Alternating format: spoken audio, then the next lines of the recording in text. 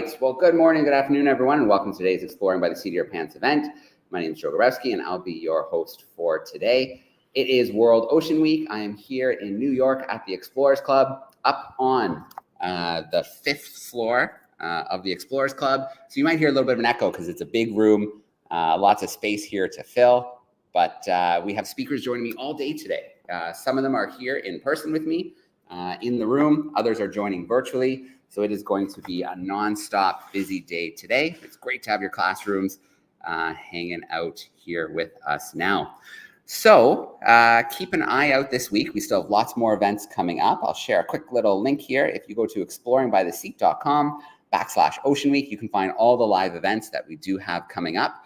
And of course, we'd love to see your classrooms, whether you're here on camera with us, tuning in live via YouTube, or catching afterwards the recordings of the live streams. So let's get right into it today. Today, I'm hanging out with Pier, Nirandara. She is an award-winning author, travel writer, film producer, and underwater photographer. She began her career as Thailand's youngest English writing author of 3 #1 national best-selling novels, graphic novels, and short stories with over 200,000 copies sold. She's a PADI AmbassaDiver, co-chair of the Los Angeles Hub for Oceanic Global, and founder of Immersiv Expeditions, where she leads trips to swim with marine wildlife. She's an amazing photographer. We're going to get a nice taste of that today. She's been recognized in different competitions around the world. She loves solo travel. She's visited over 100 countries across 7 continents. And lately, these days, can be found in Los Angeles and Cape Town. So, Pier, it's so great to have you live with us today. I'm going to turn my computer, and we're going to let you take us over for a little bit. Amazing. Thank you so much. Do you want me to hold this here, or? It's up to you. It's probably fine just sitting here, too. Perfect. Thank you so much, Joe. And hello, everyone. It is wonderful to be here. The slides are... Yep. I'm going to hit share for you. We'll get those nice front and center.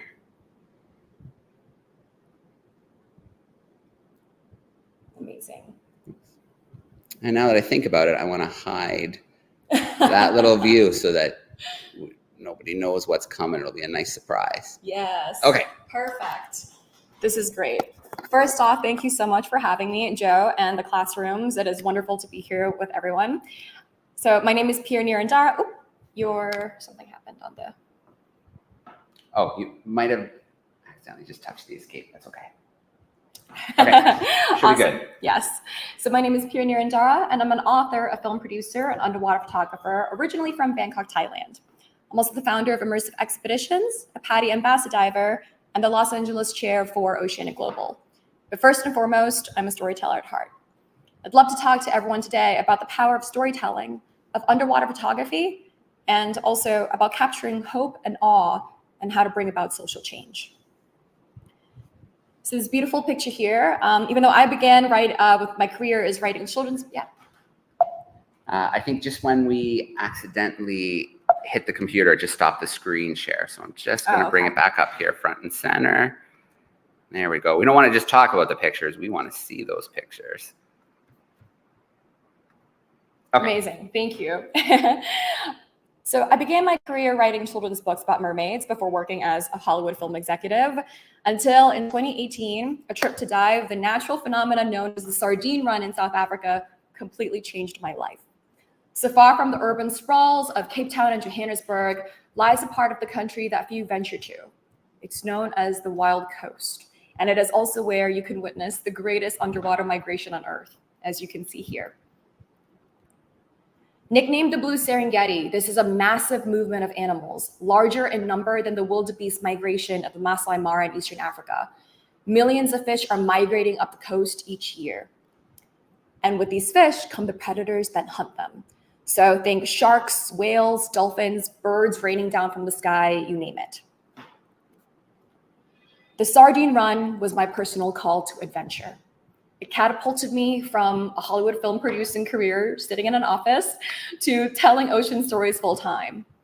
I no longer wanted to be a mere bystander to what was happening to the degradation of our blue planet. I needed to become an active participant.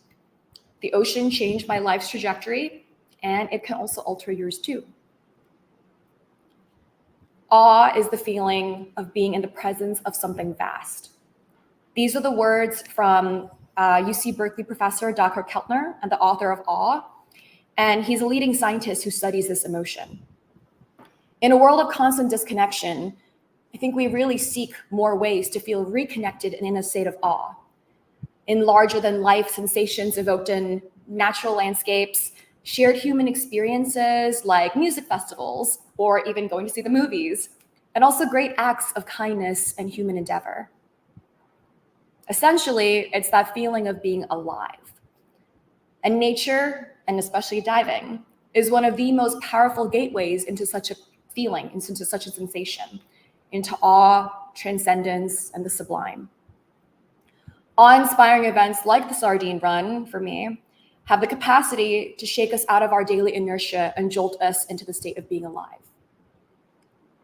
So, from swimming with humpback whales in the South Pacific, schooling hammerheads in the Galapagos, and even photographing Antarctica underwater, I've really had the privilege of experiencing the power that awe has in inspiring conservation efforts and catalyzing our actions.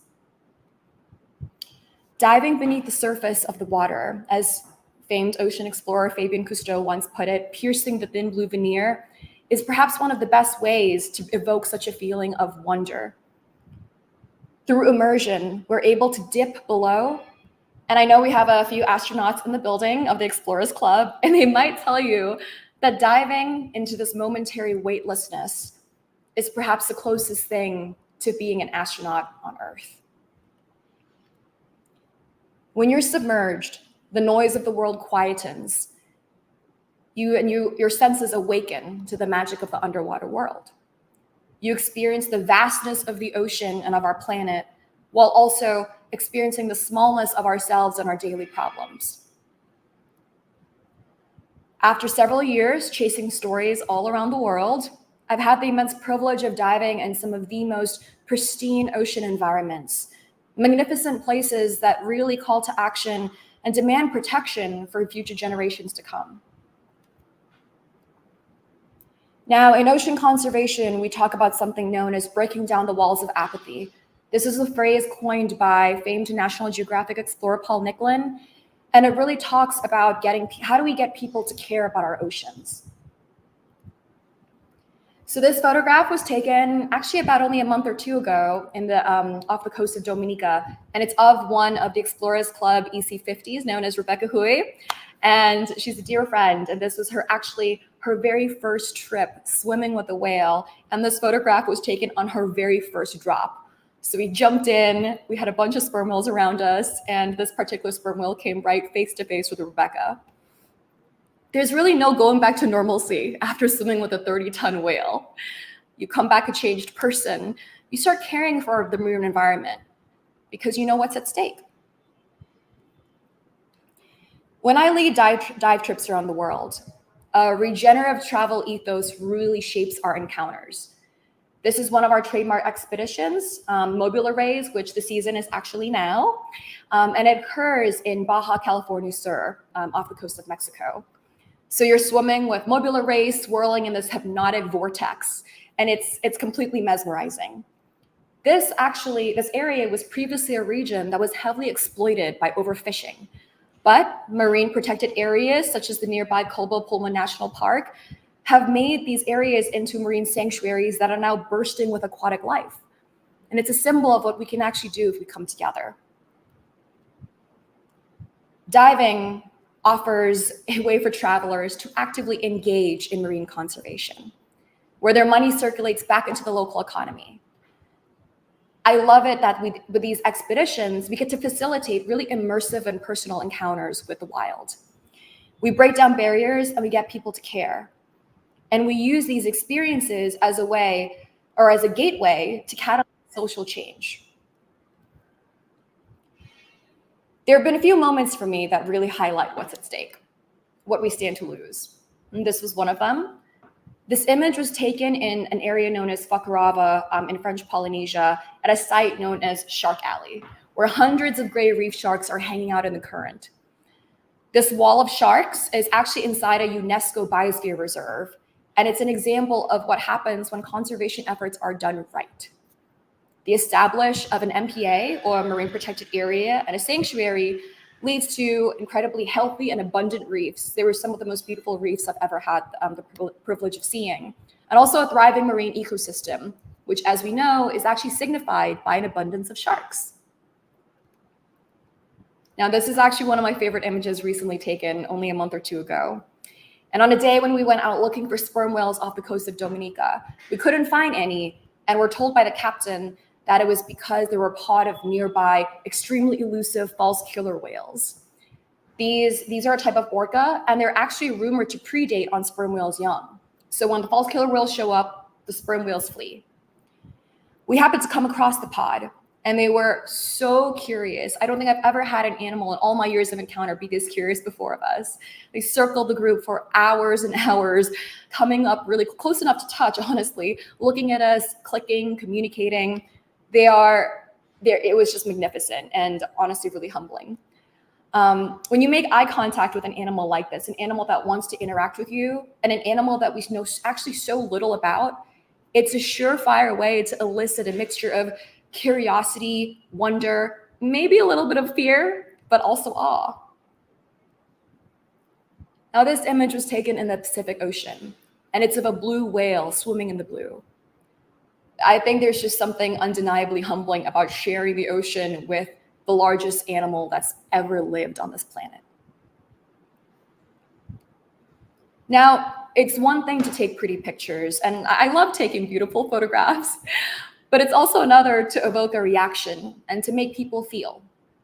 Awe, empathy, horror, these are all emotions that are important and can be used as catalyst for change. A well-told story elevates work beyond the ordinary, like this photograph of a crab floating on a piece of plastic in the ocean. In capturing such scenes, we also capture stories, emotion, and hope. Now, this image was taken a few months ago off the coast of Thailand in Phuket, where I grew up. And it's of this, two tiny little fish hiding below a jellyfish, a scene that I normally would have just overlooked as a kid, but paying closer attention revealed. And it actually reminded me of the symbiotic relationship, because I'm not a scientist, but I am a storyteller. And if we are to save our seas, we really need an all hands on deck approach, and we need both sides of the coin. Now, I had the privilege of interviewing Dr. Sylvia Earle a couple of days ago. And when I asked her about storytelling and photography and how she sees it as a role in conservation, she said quite simply, storytelling is fundamental. Caring is what causes us to change. People often say that photographers shoot what they're scared to lose. And I guess you could say that I'm a little bit afraid of losing this planet. So I want to endeavor to keep capturing the stories, the wonder, the awe, and what's at stake. And I hope maybe this inspires you to also do a little bit of that too. Thank you. All right, perfect. I am going to slide in here to the side just a little bit, and let's come back from our screen share. Let's get you front and center. There we go. All right. Pier, that's amazing. Those pictures are awesome. You mentioned, or in the intro, we talked about how you lead expeditions to see marine life in the water. You saw those beautiful pictures, but it's not always that easy, is it? Sometimes you have to work to find the marine life. Extremely, yeah. And I actually think that oftentimes the most beautiful images, it's the stories behind those images. Mm-hmm. And it's what makes it compelling is the hours that you spend on the boat, oftentimes seasick in rough conditions, looking for these pelagic animals, because there's really no way to guarantee an encounter. Yeah. We can be in the right place at the right time, but it's a lot of hard work and effort that goes into capturing those images. Yes. Some people come out and they think it'll just be like a zoo. You're going to get it, whatever. But most divers know you got to put in the time, get in the water, do those dives. And then, wow, when things come together, like I was just in the Galapagos and we were around Kicker Rock off San Cristobal, and a beautiful school of scalped hammerheads came by, and it was just Oh, it was perfect. I think it's the fact that we can't take these encounters for granted, Mm-hmm. you know, and the oceans have changed so much, even within my time on this planet, and seeing the way that the oceans around Thailand have changed since I was a child. So how do we preserve this for future generations to come so that our kids and our grandkids can also experience the magic of the oceans? All right, well, let's get to some questions. If you're tuning in via YouTube, send your questions in via the chat. I've got the YouTube chat loaded up here. And then, yeah, let's bring in some of our camera crew. So we need some third graders. We need them from North Hollywood, California. Let's bring them in. How are we doing, third graders? Whoops, sorry. Questions? I think we're My LA family, hello. Can you hear us? Yeah. I'm nice. Who else has questions? Daddy. So get What is a migration? A migration is a large movement of animals. So the one I specifically talked about was the sardine run, and this is, in terms of biomass, the largest migration that occurs on Earth, or I guess under the sea. Okay. Thank you.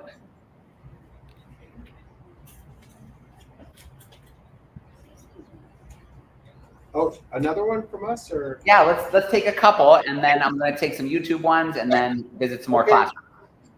Awesome.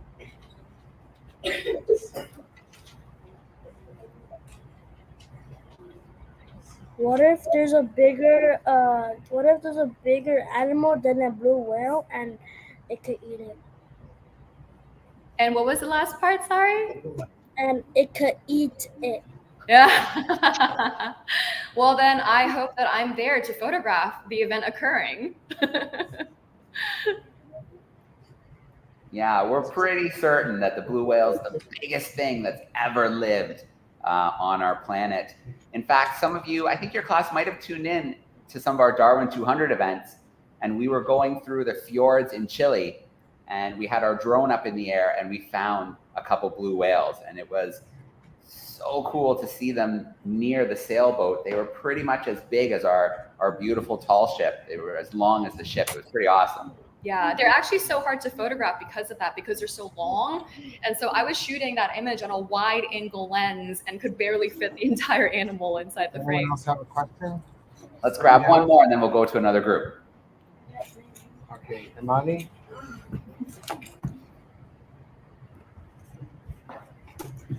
Are jellyfish dangerous?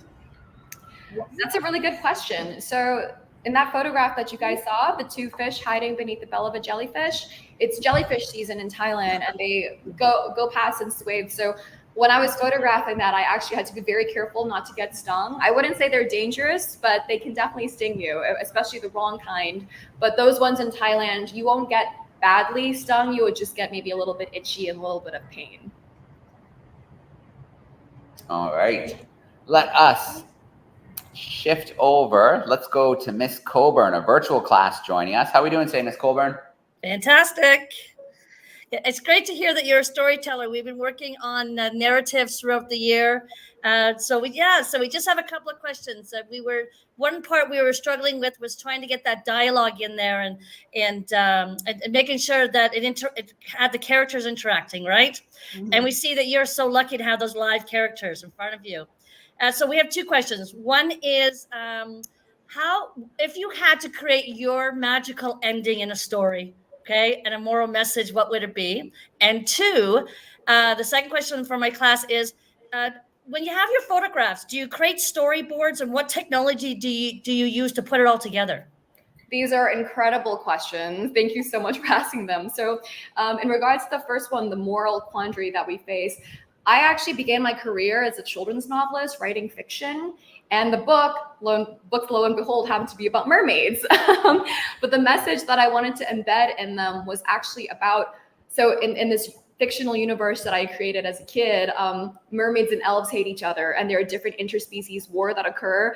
But it's really an allegory for what happens on our planet today. And the whole message and the ethos is that we're all the same. We're all one big family.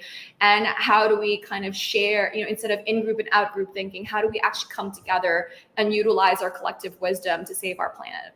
So that was the first section. And the second question about storyboarding, I mean, you always want to go into a trip with maybe an idea in mind. Like I actually, in the Galapagos, I went in with the one goal of capturing the scalloped hammerheads, like that wall of hammers. But I would say, honestly, most of the magic happens when you don't go in with predetermined expectations. Because the best way that you can, there's one thing to shoot in a studio and there are only so many elements you can control. But at the end of the day, it's all, the beauty is in the serendipity and allowing the scene to unfold in front of you. So it's a little bit of both. Let it find you. Yeah, exactly. And let it blow your mind. Thank you very much. Thank you. All right, camera classroom, stand by. I'm going to take some questions from YouTube, and then I'll follow up and see if we have a few more of those questions. So that actually is a nice segue, because you talked about controlling things in a studio, but the field you really can't. So this question is about expeditions, and what do you do when things don't go as planned? Ooh, I love that question. There's this beautiful line from one of my favorite travel writers, Lavinia Spalding, who I think she says, adventure is the sum of its misadventures. And I think that oftentimes in the moment, when things go wrong, they're never fun, when things go awry, but sometimes those lead to the best stories. So I like to always think of the story at the end, or there's a, some people say do it for the plot. And you grow from discomfort. You grow when things go wrong. So maybe just trying to embrace a little bit of that mentality and balancing the notion that I can plan for a few things, but if something goes wrong, I also trust myself to be adaptable and to really figure it out. All right. So we have a question here from some fourth graders, and they're wondering about scary moments, maybe equipment, maybe a surprise. Yeah. So I actually am quite a naturally fearful person. People always think, oh, you swim with sharks, you do these expeditions, you must be so fearless. And no, actually, there's an instinctive reaction for me when I'm in the water with a big animal to say, oh my God, like that's huge. And my very first, that sardine run photo, the one with the shark coming out towards you with the bait in its mouth. So that was one of my very first big animal expeditions. And I specifically recall, after an entire day of being in a little boat, bouncing along the walled coast, looking for action, we finally found some diving birds, these gannets that signify that there's a bait ball underneath. And our dive master was like, okay, on the count of 3, you're going to jump in. So get your mask on, get your snorkel in. 1, 2, 3. And I look over the side of the boat, and there is this ginormous shark right next to me feeding.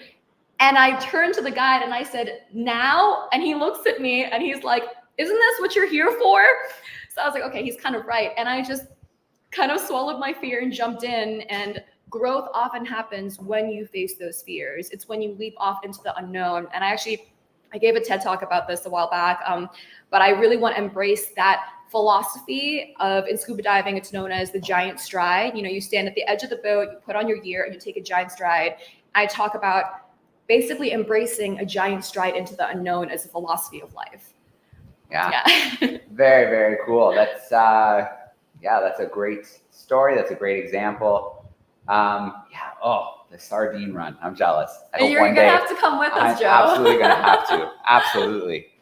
Okay, I see our crew in Farmington, Missouri just popped in. How we doing, Farmington? Good. What's good?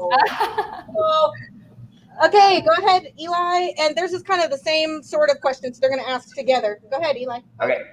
What is your favorite sea animal and why? And where was your favorite place to take photos and why?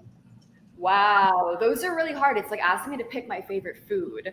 I think one of my favorite animals that has eluded me until very recently is actually the mola mola, the sunfish. If you guys know what that is, it's the largest bony animal, and it's just adorable. And I think the fact that I loved it made it so elusive. And then my other favorite animal is, it's a cliche, but I love a good orca. So, and then your second question, sorry, remind me what the second question was. Where was your favorite place to take photos and why? I am biased, but I have a soft spot for the sardine run. And it's not even the feeding animals and the feeding frenzy that just makes it magnificent. But after the frenzy is over, after all the fish have dissipated, you're left floating. The ocean is filled with fish scales, essentially, and they're glittering and shimmering, and it looks like you're floating in an ocean of stars. So that's also a really magnificent part that I think often gets overlooked by the frenzy of the feeding. All right, Thank you. Thank you, Farmington. See you again. All right, very cool. Okay, I'm going to come back your way and see if we have another one in a minute, but let's go back to YouTube and then we'll check in with some of our camera classrooms again. Okay, what is one of the most challenging pieces of gear you use on a dive? Ooh, great question. Actually, I guess in terms of diving and in photography, strobes, lighting is really tricky because they are cumbersome. They are large. They basically, you look almost like an alien when you have them on, like kind of an ROV, like they're on the side of you. And oftentimes with these animals, when you're trying to swim with them or photograph them, they're very, very fast moving. Even something like a sperm whale, which is just relaxing in the ocean, one flick of its tail and it could be so far ahead of you that you can't catch up. So oftentimes you're swimming quite a lot to keep up with the animals, and having the strobes on you really does slow you down, but it allows you to capture all of the details in the photograph. So I'm still working on developing my lighting skills, and it's something that I think is really challenging, but it's really invaluable to, I guess, just the craft and the storytelling aspect of it. Yeah, speaking of those strobes, Pierre, can you touch a little bit on how the color changes as you go deeper? Yeah, so the deeper you go, we lose color, and it's to do with the way that lights refract in the ocean. So you lose your reds very quickly, your yellows, your warm tones. So basically anything that's under a couple of feet, you really want to use additional lighting to help. So a lot of these photographs of big animals are shot while free diving just because of the nature of the encounter and the speed in which they occur. But if on scuba, then I would definitely want to take down strobes to help light up the scene, and then also being very cognizant of making sure that your lights are not disturbing the animals and their interactions as well. All right, very cool. Let's go to some camera action. Let's see if we have some follow-up questions. Let's mix it up this time. So I see someone right at the camera in Farmington. Let's get them in. So do your pictures whenever you're in the water come out blurry? Sometimes they come up blurry, and getting focus is actually one of the toughest things to master at the beginning. I use something called back button focusing, which allows me to separate the trigger and the focus point. So it allows me to lock on focus. But technology honestly has come such a long way that it really does allow you to, maximize your chances of getting something in focus. But it's something that I had quite a tricky time with at the start. That's a great question. Thank you. All right. So that is a really good question. Focus is really important, but do you ever intentionally sometimes blur your pictures or try and show some movement? Yes, that's something that's really exciting. And I think also oftentimes it's not even just about capturing what's there, it's about evoking the feeling.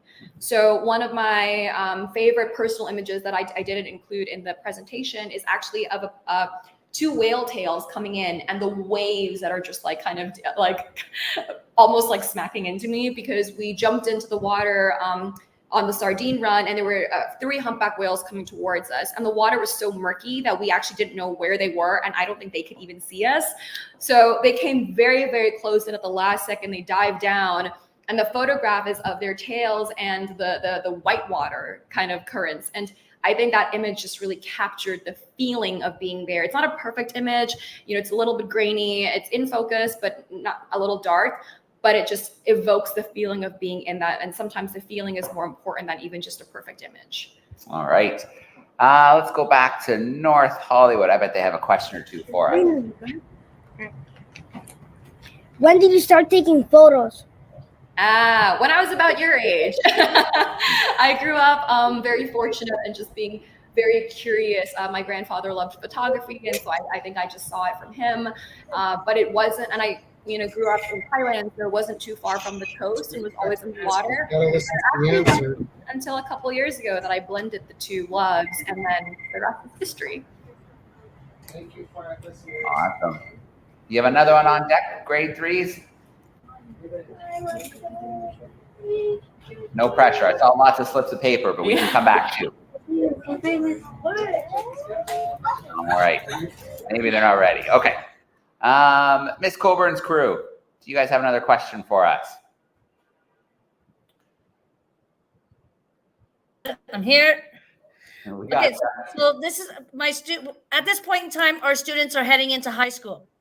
So yes, so we've been writing our resumes, and we're thinking about doing some volunteering, and some of our students are really interested in this, and not only that, interested in photography, but interested in oceans and so forth. Is there anything that you could suggest, or anything that you did that really sparked you and got you involved in this, that you could suggest to the students? That's an amazing, amazing question. I love that they're already thinking of that. I love that they have the interest there. I think the first step was actually getting people interested in the space, so the fact that they're already there is like half the journey. I really think you don't have to figure out right away what you love, but maybe sampling different sides of the industry, whether it's marine megafauna, whether you want to go and study coral or kelp. There's so many ways now to get involved. And also, I think just following your curiosity and seeing where that takes you. So I was very lucky in that I got to dive, growing up in Thailand. And then I actually did a lot of my training in different parts of the world. I did my Nitrex course in, I think, Palau, my rescue course in Mozambique. And again, very, very fortunate. But a lot of the times I was on a dirtbag shoestring budget. I was backpacking actually with my camera equipment, believe it or not, like lugging that around, which was never fun. But just putting yourself out there and really, really following your curiosity. And it ends up oftentimes working out in unexpected ways that are more beautiful than how you could have ever imagined if you had gone down through like a planned path. Mm-hmm. Thank you. All right, very cool question. Let's see. I am going to zip over to the comment section because I think I see something that came in there. Let's see. Oh, that's Farmington telling us that they were watching. They came in for the. Okay, very cool. All right. Speaking of Farmington, I think I see somebody else up at the camera. Can you hear me? Yes, we can hear you. Are you involved with saving the penguins in Cape Town? And also, what are the common issues with them? I love that you bring up Cape Town. Cape Town is my second home at this point, and the penguins are amazing and incredibly adorable. And they're a very, very important and iconic part of Cape Town.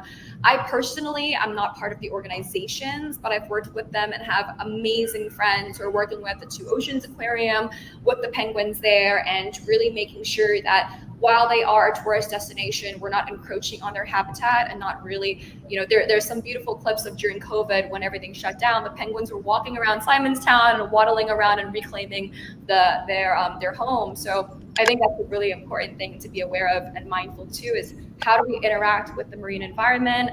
How are we making sure that we're protecting the habitats for these animals? But the penguins are iconic, and I love that you bring that up.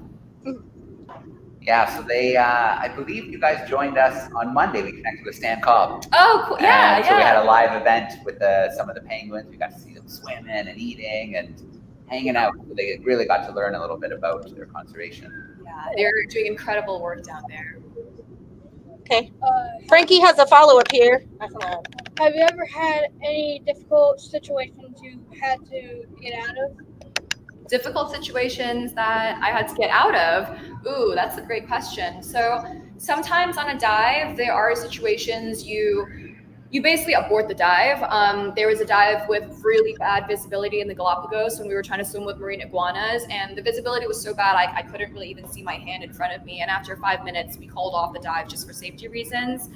Also, on the Wild Coast in South Africa, when we were swimming, you don't want to always jump in, say, near a river mouth because there might be bull sharks. So there are situations where I think I'm generally quite a cautious diver. I don't want to ever push the limits as much as I will preach for jumping into the unknown and exploring. There's also the element of safety, because it takes one wrong thing for something to just go from a magical experience to a really, really terrible one. But oftentimes the animals I think people have this misconception of the sharks or the animals being the most dangerous of the elements, when a lot of the times it's actually the ocean and the currents. So being mindful that, the ocean is a humbling place, and that we are privileged to be there, and we're so lucky to share in her, but she also has a very raw power that we have to be mindful of.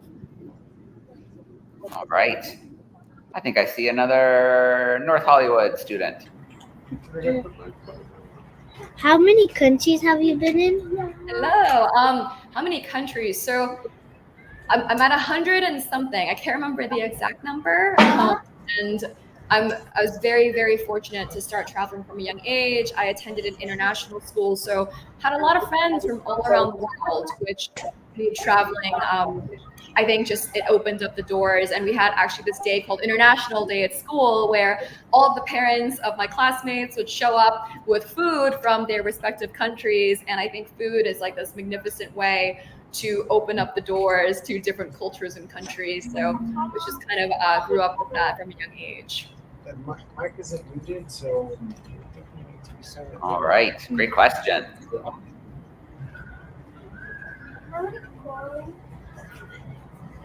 Okay, so I think maybe that leads to two questions to wrap us up for today. One, just want to make sure this. Oh, never mind. I see someone at the camera, so we'll grab one more. Okay. How's the weather in Cape Town? We're Weather, we're from the Midwest in Missouri, so we don't, we have 4 seasons, but there's penguins in Cape Town, and that always throws us off because we picture it to be so cold.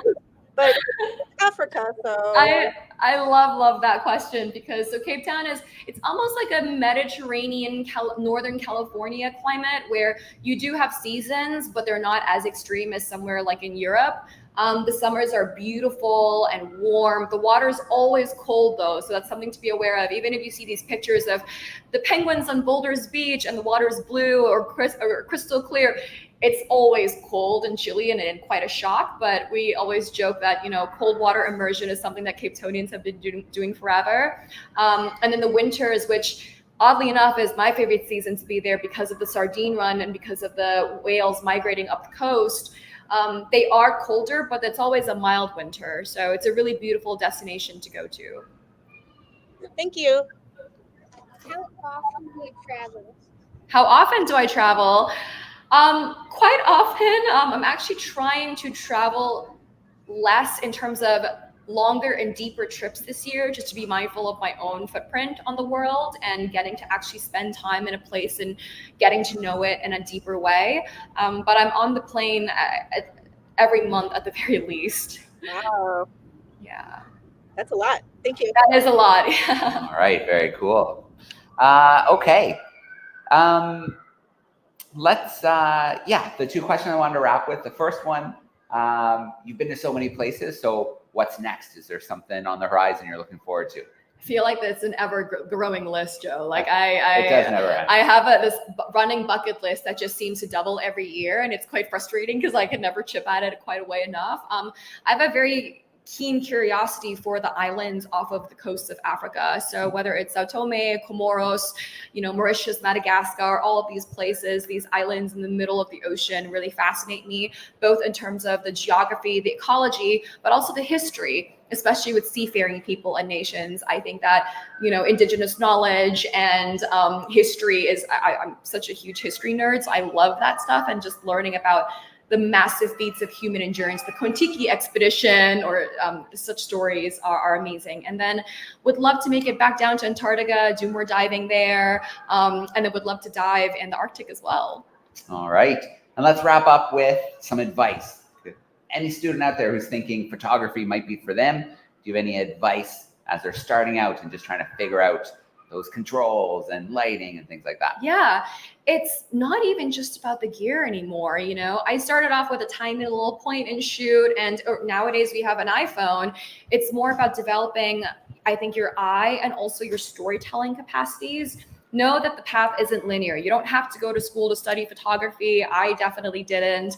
I studied English literature and psychology, ended up working in Hollywood, and then now in ocean conservation.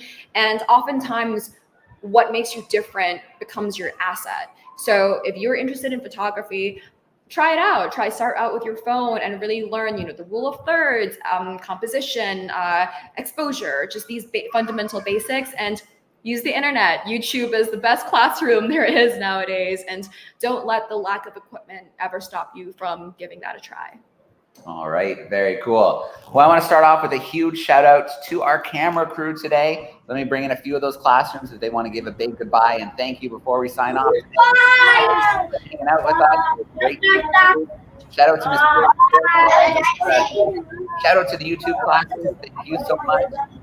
Here, it's always great to steal a little bit of your time and in person for the first time. So that's pretty cool. And yeah, it's great to have you here in New York. Amazing. Thank you so much, Joe. And see you guys next time. And hopefully we get to go diving together. All right. Thanks, everyone. We are going to sign off for today.